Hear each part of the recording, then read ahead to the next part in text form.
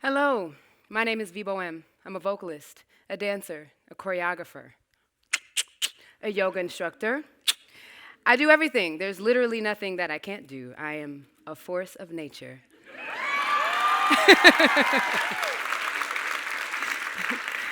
Everything on my resume checks the box of fierce, fabulous. But somehow, in the pursuit of everything that I love, I have nothing to show for it. Let me give you a little backstory, some real talk. So, most of my life and most of my career has been spent dancing full time. Yes, my 9 to 5. Did you know that was a thing?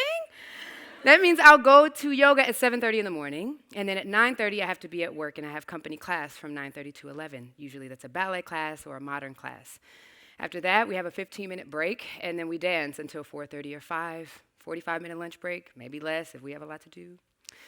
I've also spent my time singing, producing music, producing events, and that has led me to a lot of different things, right? Like collaborating with Lois Greenfield, who is a phenomenal, legendary dance photographer. I've also helped to found the August Wilson Center Dance Ensemble in Pittsburgh, Pennsylvania. I've danced with TU Dance. I've danced for Camille A. Brown and Dancers, a New York-based company. We got to build the case for the fierce and fabulous part, you know? So singing and producing live events all over Minneapolis, St. Paul, New York, Pittsburgh, Detroit, Paris, producing my own music. My debut EP, Swoon, is also something that you can download, but we'll get back to that. It is not our enemies that defeats us, it is our fear. Because my motto is, if you ask for everything that you want, what's the best case scenario? You'll get it. So continuing on and producing, that's been a big thing I've done across all of these cities. There's no shortage of stuff that I have done. Producing one-woman shows, that's my chance to really get weird and to dive in, you know, as you can see by some of these images. And that has been a phenomenal, phenomenal experience and an opportunity. So, real talk. Y'all ready for some more real talk? Let's really get real. That's what I do. We're going to get real. So I moved to Minneapolis 5 years ago to dance for Two Dance, and in that process, it became clear to me that I wasn't happy with full-time company life anymore, and I was ready to move on and transition to a freelance lifestyle. We'll get to that in a minute. What triggered that? How did I even know that it was time to do such a thing? There are 3 things: coming to a realization through my intuition and listening to it, making a choice, making a decision, and then pursuing change, or the process of change. So those 3 tools of evolution: realization, a new sense of awareness, intuition, making a decision, and committing to change. So let's start with intuition. What is it? I had to figure that out for myself. I had to take the time to try to define it. So we'll start with instinct. Instinct lives in your body, in your fibers. It is an evolutionary set of tools to make sure that your human body has what you need to survive and to stay healthy and make sure that everything you need is taken care of, right? Intuition, in my experience, and that's all I'm talking about here, it's a still small voice that is speaking underneath everything all the time. Always. Every situation in your life that you've come to a realization, an evolution, a change, there was something, you look back and you go, man, I knew that makes sense, because the way that person was handled, I should have known. It was there. You know, everybody calls it something different, but that's your intuition. It's something that's always speaking. And I thought to myself, if I can refine that listening earlier, where can I get if I start being guided by that deeper listening? But now let's talk about something else. Hearing and listening, they're not the same thing. You cannot choose what you hear. Did you know that? Hearing is the ability to perceive sound. You can't choose to hear a siren. You can cover your ears and try to quiet the noise, but you can't choose if you want to hear it or not. Now, listening is to give your attention to sound, to hear something with thoughtful intention. Big difference, choice. You have to choose to listen. And when you choose, there's a cognitive process applied to that, and there's more to it, right? So I decided to test that out in my process. The haze, perpetual heartbreak. So the last 3 years of my life have been the hardest. I began working on what would become my debut EP, Swoon. And honestly, that part of the story is not really different than any other musical artist. I was working with a producer. We was like, and it was going to work. We was excited. And then we were like, contract time. And it was like, we're not on the same page. Same story. It's really not different.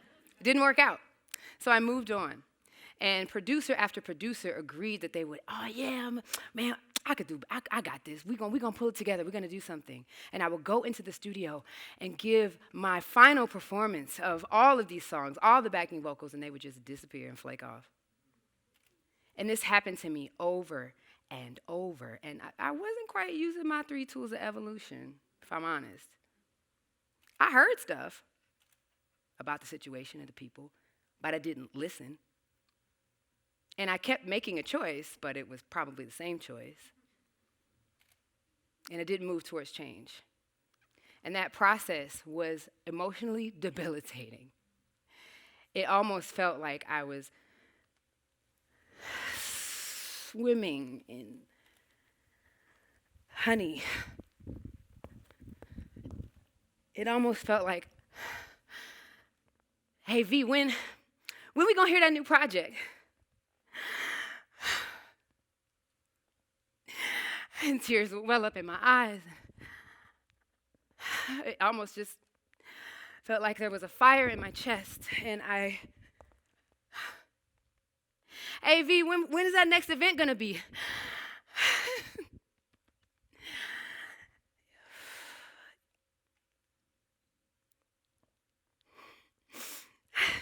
V, when is the next project going to be? I had to say to myself,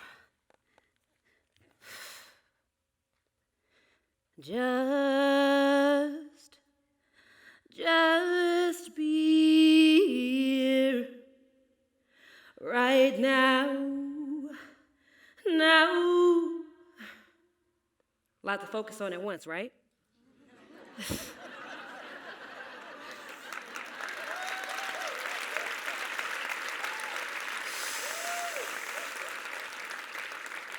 But that's life, isn't it? That's life.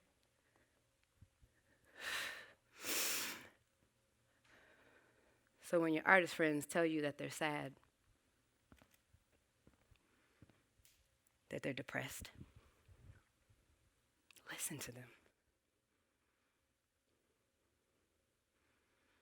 Faux nice. Cold people just like the weather.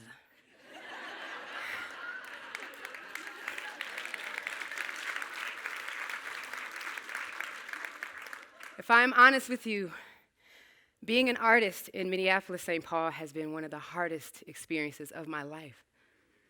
Pulling people together here has been a challenge, one that I've walked into with pride and intention. Maybe not as much as I thought initially.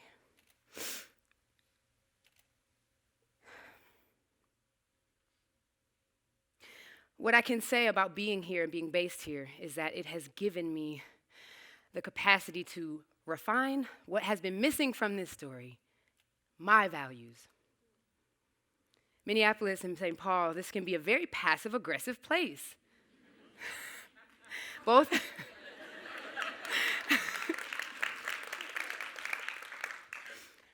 personally and professionally. This isn't just one situation or one person. Working in this culture has been a challenge, and I'm sure that is true for many people in different places around the world, which is why I'm sharing my story. But it's helped me refine, absolute. Yeah, when people stop calling you or stop working with you, but they don't exactly tell you, and then you have to kind of speculate to figure out what happened. 3 tools. I listened and I defined for myself, this doesn't work for me. It makes me feel crazy to function this way. I made a choice to define for myself what I needed in my professional relationships and my personal relationships. And I've chosen change to now come to the table and function from those places that I've defined my value from. And that didn't come without sacrifice. Refining those tools meant me being dulled as a person in the process. And it's a hard thing for me to say out loud, but it is true. It's my truth. And so, to be global or not to be global? Y'all already knew. That wonderful process that I've learned and refined from the gift of my process here in Minneapolis, St. Paul.